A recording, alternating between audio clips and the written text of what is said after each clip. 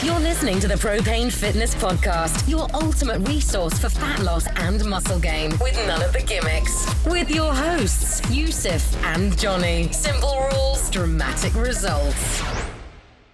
Here I am. If it's in the box, you might create an echo around the... No. So it's... What I've been doing is working on getting it propped out of the box, but that was what the rustling was. I mean, all right. So I've just looked at your about page, and I've just watched your 1 minute 20 of brilliance, and then 30 seconds of outtakes, which is nice actually, and that's really, really fucking pro. It looks the shit. Well done. Thank you. I'm like, wow, I need to do something like that. And now you've got this microphone in a box, and it's such different. There's definitely a mismatch between what people see and the behind the scenes, just all this rickety structure that's just holding itself together. But no, we that's someone made that video for us. We'd never been able to do that ourselves. I don't think. Whereas if you look at Andy's mic compared to ours, he's got a pop filter and all sorts. It was 80. Oh wow! It was $80. It's the Blue Yeti microphone. So it was recommended. And then this pop filter was, I think, $10. So Yusuf's mentioned that particular microphone to me about 5 or 6 times, and every time I go like, we don't need a mic. Like, who needs a microphone? You know, because I think only really recently we've been doing podcasts more frequently. Right. Thanks for Andy. It just cost us about 200 quid or whatever. 116 pounds or something. Okay, and 43. Cool. Yeah. Ready? What's 43? Where it's episode 43 for us, just when we're introducing it. That's okay, yeah, because you might screw that. It's not some kind of like secret code. Good to go? Yeah, man. All right. Welcome everyone to Propane Fitness Podcast episode 43. I'm here with Yusuf as usual, and today we have a guest all the way from Japan. That's Andy Morgan. Andy, do you want to say hi? Hey, how you doing? Thanks for having me on. Yeah, no problem. Thanks for joining us. So, for the listeners who aren't familiar with you, do you want to just give us a quick intro? Who is Andy? What do you do? Yeah, sure. I am an online coach and author. I live in Osaka, Japan, but as you can probably tell from my accent, I'm not Japanese. I was born in Birmingham, Sutton Coldfield, for those that are familiar with the area. And I came to Japan shortly after graduating university. I taught English for a while, and then I got interested in training, started a website, tried to fight the fitness industry nonsense, very much like yourselves, lads. Just fighting the bro science really out there and trying to put out really good information. And I've been coaching online, one-on-one, men, gym nuts that want to get jacked and shredded, basically. Yeah, for the last 5 years now. Yeah. Okay, so your website, you started that from just a general interest, and then it morphed into a business, or was it always your intention to end up coaching people? Yeah, so I started the site about 5 years ago, and I titled it rippedbody.jp, and it's still rippedbody.jp now. And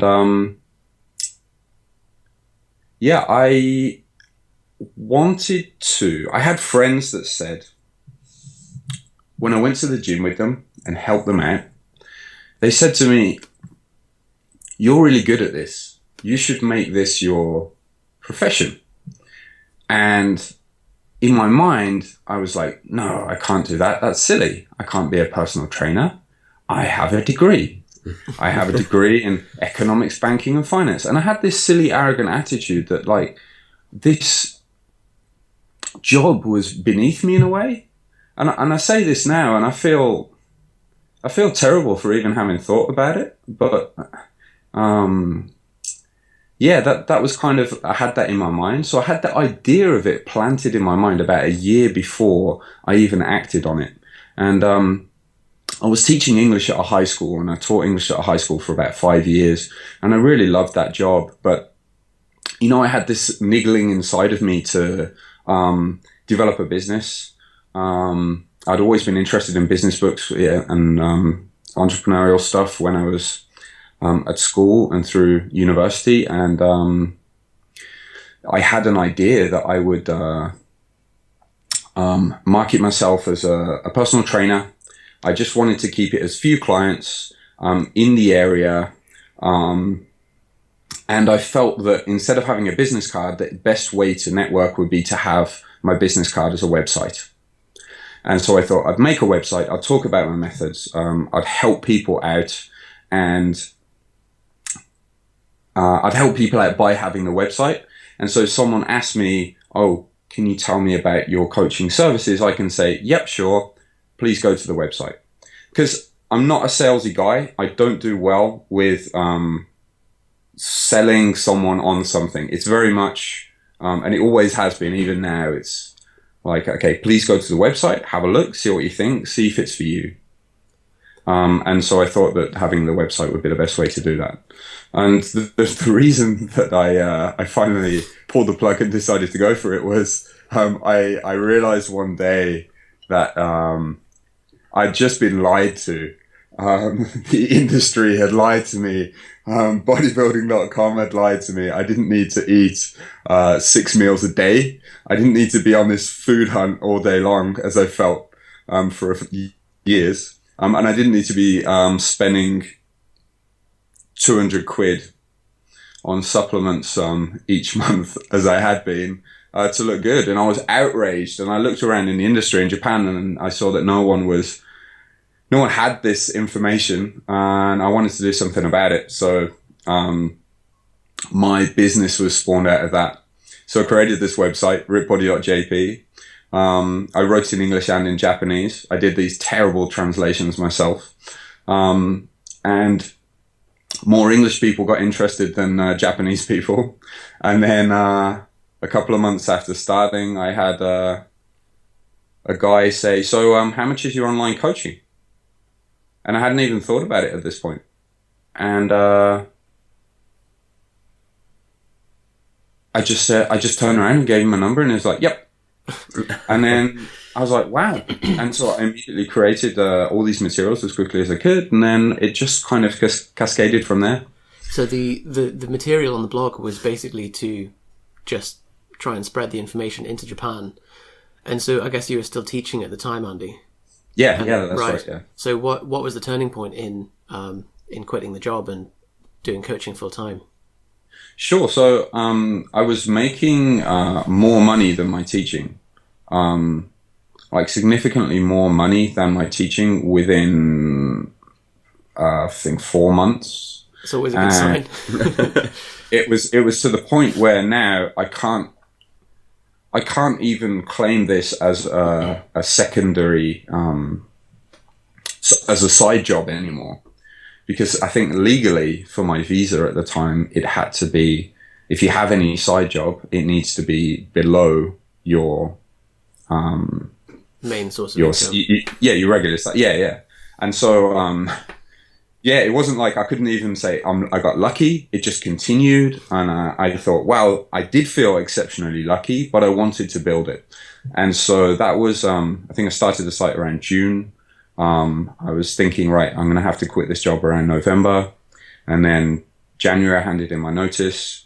And then the end of March, I ended. And I was on my own. I had to set up a company then so that I could then sponsor my own visa, so that I could stay in the country.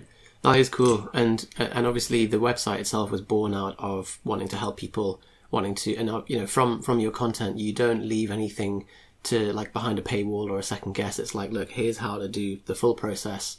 It's not like, oh, I'm going to give you the magic macros if you just pay me whatever. It's all just very, very open, and I think people are drawn to that honest approach with coaching, because then they say, right, well, he's not holding anything back here. And it's interesting as well, you said that being able to, and something you mentioned in your book too, of people asking a similar question, it makes a lot more sense just to put effort into a single resource that you can then direct them to.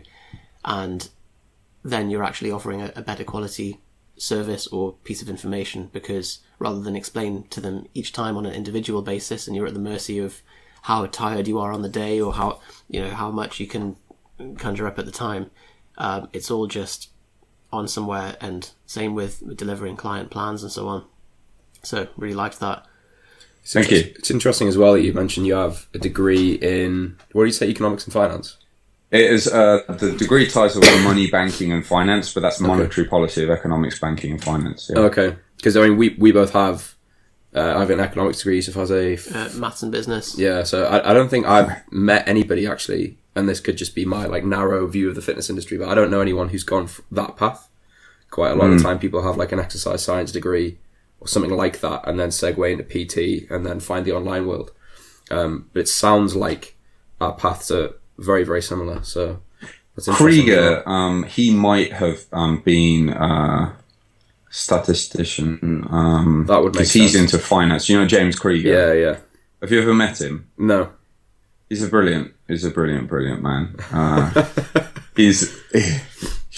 You hang out with him, and I just feel like he must think I'm thick, but he holds it back. He just, it's a pleasure to be in his company, because just seeing him debate, seeing him put arguments forward is just, it's an education. He's weightology. Is that right? Weightology. Oh, he's a monster. I believe. Yeah. Sorry? He's a monster. Like, yeah. I when you're speaking to someone and you feel like they're just humouring you, it's definitely an unsettling feeling.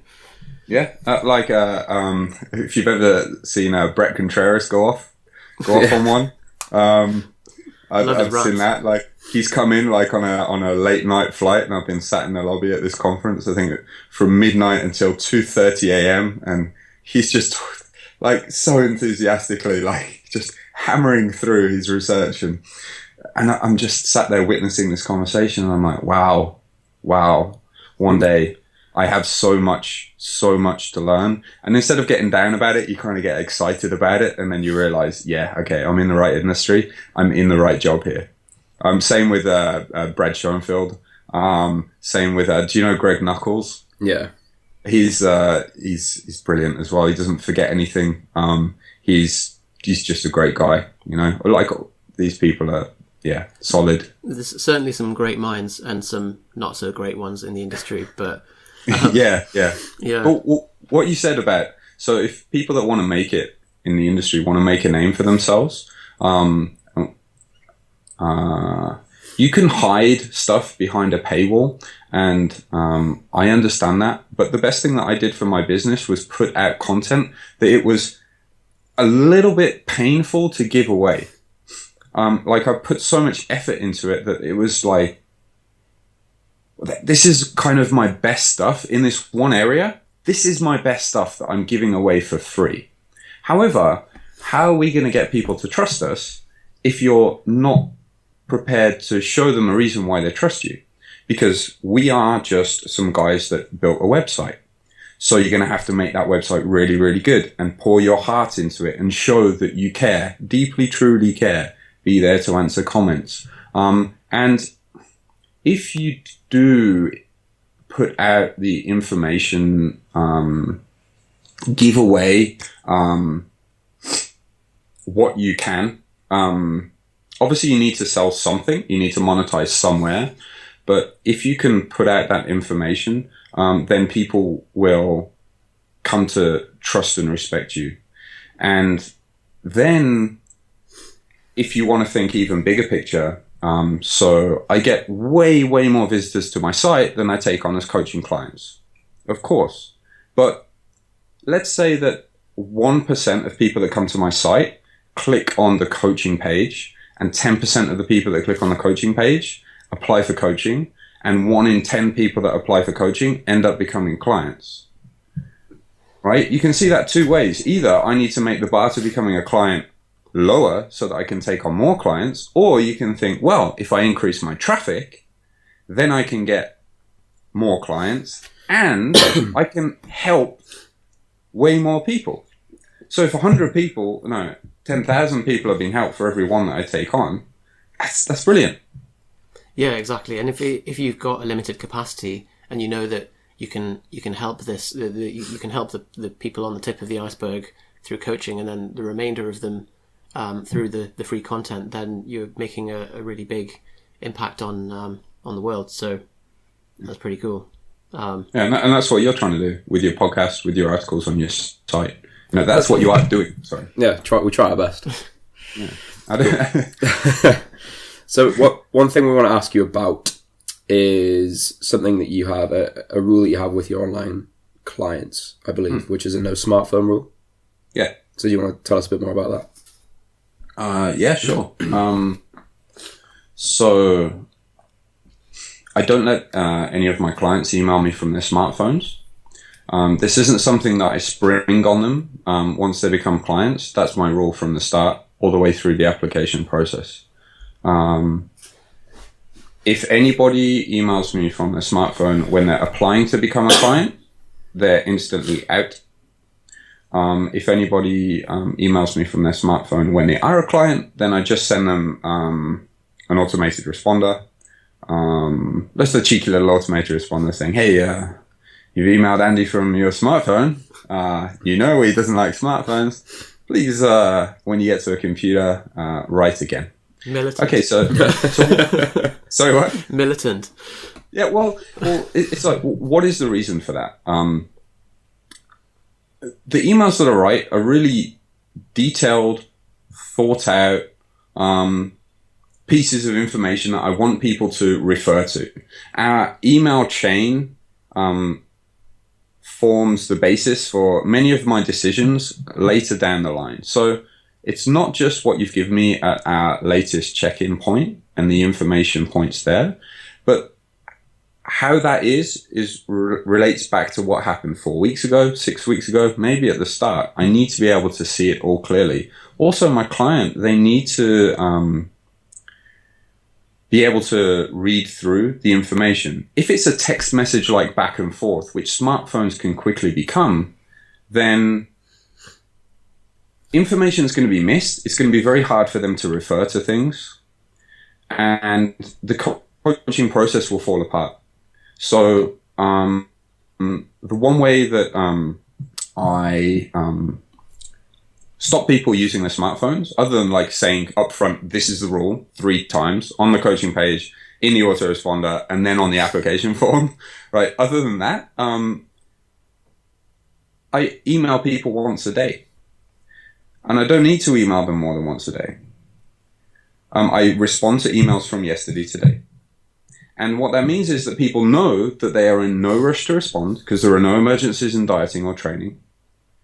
There's no rush to respond. They can sit, think through their questions that they have, knowing that I will give them a detailed, thought-out answer that they can lock away and refer back to for like now and then later on, So that's I think that's a very reasoned approach. And there's a book I'm reading at the moment by Cal Newport called Deep Work, and he talks about the move towards open plan offices and connectivity is a direct sacrifice of depth of work, depth of thought, and how if you just increase this availability of email, instant messaging, stuff like that, and he's got a real bugbear against forwarding someone an email just saying thoughts, because he said this is just a lazy way of I think Johnny's looking guilty there because he does that a lot. I think I probably did that yesterday. But he's saying how that's just fobbing something off your own desk, but without giving it some detailed information, and it just encourages more of a back and forth, and again encourages people to not really think through their responses properly. And I'm sure you've seen the Tim Ferriss approach of like making an appointment with someone by email is like, dear Andy, can you meet at any time next week? The following 6 times I have are available. If you are able to do this, then this. If this, then... And it's just like series of ifs so that you minimize the number of backs and forths. And I see what you mean about your email chain being sacred and a reference point rather than filled up with a bunch of like one line sort of crap questions and answers. And yeah, we have the same thing in that it helps the client as well if they can sit and consolidate their thoughts into something that's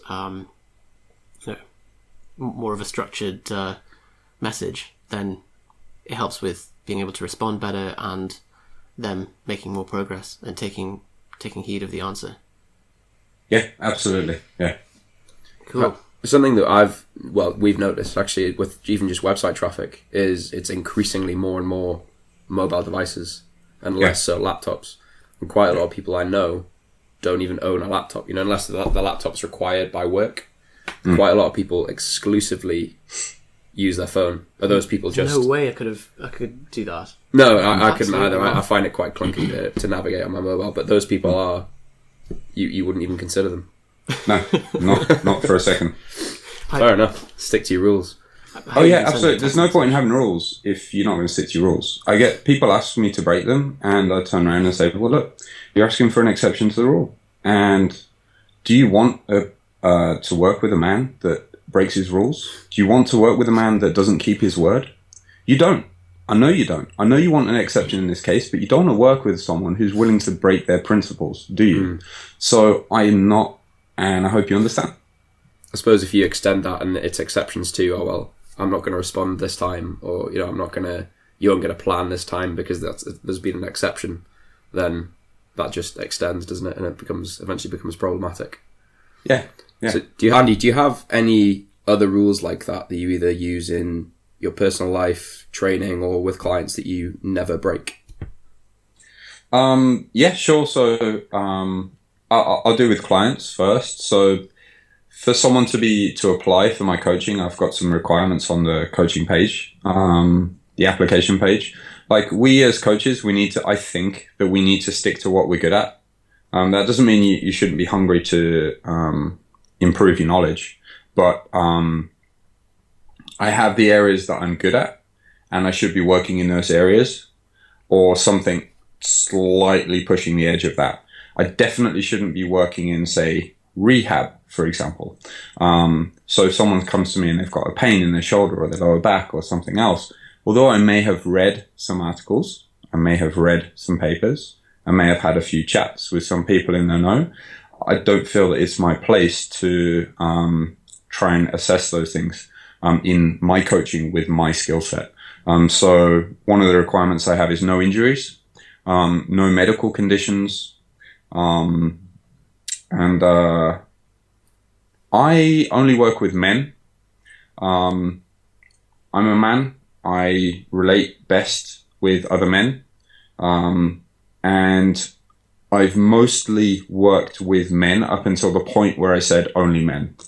And what this has meant is I've been able to get exceptionally good at that set niche of people who are generally, I'll say the average client will be about 30 years old, successful professional, quite busy. They've had 5 years of gym training experience. They've got a decent amount of muscle. I'd say they're an intermediate trainee. So if they were to shred down, they would look pretty good. They'd look happy, right? Those are the people that I know how to work with best. So those are the people that I really focus on. And obviously within that client type, you've got many different sub layers kind of within there of the different body fat percentages, slightly different training degrees of training advancement. But that's really who I'm best at working with. So I've got you must be over 20 years old rule on there. That's a maturity thing. I have it written that it's a law in Japan thing, but I don't think it is. I just made it up. You just admitted that on the podcast now.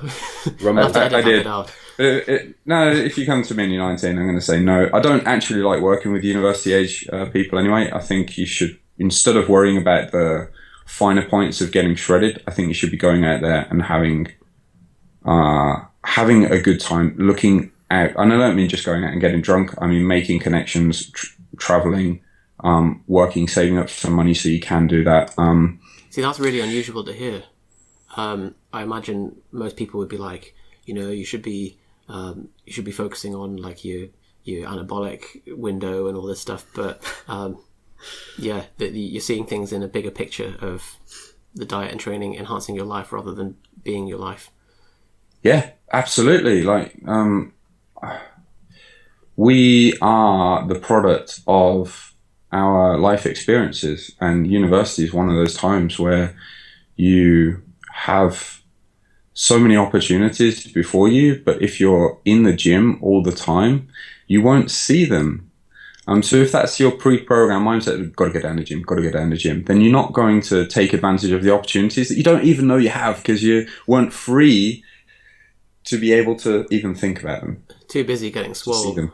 Yeah. And and how much of a difference would it have made if you'd have just done your training anyway, but not really cared so much about your macros and not really cared as much about your programming, but you're just, focused on lifting heavy and hard and putting the effort in 3 days a week, Well, yeah, there's a lot of that where I think there's so much superfluous effort that at least we did throughout our university times, which could have been whittled down to 3 or 4 sessions of 1 hour per week and just eating a calorie target and not having to even think about the rest of it, and it would have opened up more opportunities, more time to work with Propane and so on. But we've been through it, we can see that. It's very hard for someone young to understand that. And I think partially for me, my motivation switched from I don't want to be attacked anymore to I want to look good to get the ladies. Yeah. And, and what you come to realize is that the sexiest thing in people is confidence. So Andy, if I was 18, I would be hearing that advice and thinking that is old man fuddy-duddy advice. I've written that advice, but I'll swear it up, so I try and bro it up for them. Or I've written it back to them, and I've given that advice in the email several times. And some people respond favorably, some people don't. I think, yeah. A couple of guys I have in mind, they did, yeah. That's good. Yeah, I mean, I think in your teens you're very impervious to wisdom, but I always look back and think I wish I could just slap my younger self round the face and just be like, look, stop being a dick. So you don't know who you are yet, right? You don't know. I mean, I'm comfortable in my skin. I'm comfortable with people not liking me. I wasn't for the longest time, and I don't think I'm alone in that. I think when you're young, you want to be liked by everyone, but that's not a way to be. You're not going to be happy like that. I thought I was 5'3", I thought I was lean gains. I remember those things being big parts of my identity, especially at the start of uni, because if you have any experience with you're the guy in a group of friends who goes to the gym, it becomes part of your personality, and then you start to apply more of your energy into that. I think even if I'd been given that advice when I was at uni, I'd have ignored it. I'd have thought what do they know? But yeah, I think hindsight's it's easy, isn't it, to look back and think, I wish. But I think even if you could tell yourself that, you wouldn't listen. Quite possibly, yes. Yeah. So I just enforce it on people by saying no. Yeah, fair enough. So you've got over 20, male. No injuries, medical condition. No injuries, yeah, and no smartphones. What about in your personal life? Is there anything else that you stick to outside of the coaching realm? People that are constantly late. I don't want anything to do with them. So we were late for this podcast. Well, 10 minutes, but that's not a constant thing, I let you down last week. I just got off flight back from America and I had a cold. And I appreciate your flexibility in rescheduling this week. Give and take is important, but people that are constantly late, they're saying that their time is more important than our time, and that's just arrogant. That's a good point. I've never thought of it like that. People, negative people. So you've heard the idea that we're the sum of the 5 people closest to us. I don't know where that comes from. Do you know, actually?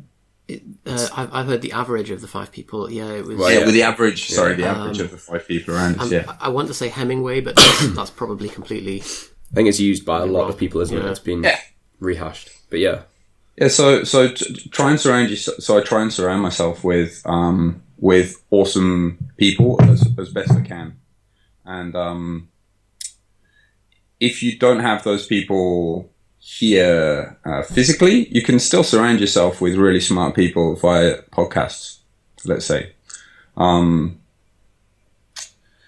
so people that are negative, constantly down. I can't relate to it, and I don't want to be around it. Now, I'm not talking about a good friend that's going through a bad spell. That's totally different. But, just someone who's always negative, always whinging, complaining. You get quite a few of those people. They'll come to Japan and they'll live here and they're like, well, all of this red tape and, they didn't understand this. And why does it have to be this way? And it's like, mate, go home. Go home. No one's forcing you to be here. Just go home. And you know what it is? It's just they're moaners. They're lazy. They're letting inertia in their lives take their lives over. So they're not going to go home. Yeah, they're just going to suck it up here because they can't be bothered to go and figure something else out. Yeah, well, you get the same in the UK as well. People criticizing the Western way of living, and you're thinking, well, there's no obligation to stay. Like that's. That is coming out of just wanting to complain, but yeah, that's I think that's across all cultures, all countries, all people of all ages. You just have some people that are like that. But anyway, this isn't a nurture podcast. Fair enough. But that is interesting. I don't have any particular rules in my personal life per se. It's just those are the things that come to mind. Well, they're pretty good principles of avoid negative people, avoid the people who are consistently late, and demonstrate a sort of consistent disrespecting of your time, and the coaching ones as well, which kind of come from the same principles. I think of the no smartphone rule is in a way in the same vein. I think we did want to also ask you about the fact that you're living in Japan and your karate background. You mentioned that you were attacked. Can you tell us a bit more about that? That's it for part 1. As always, you can get access to our free ebook, 22 Simple Rules for Dramatic Results, updates to newest podcasts, and show notes for all of these podcasts on our website, propanefitness.com. Check back next week for part 2, where we discuss Andy being attacked, how to avoid being attacked, how to deal with plateaus and what adjustments you might need to make, why getting your macro targets is useless, and poo. So check back next week for that, and we'll speak to you soon.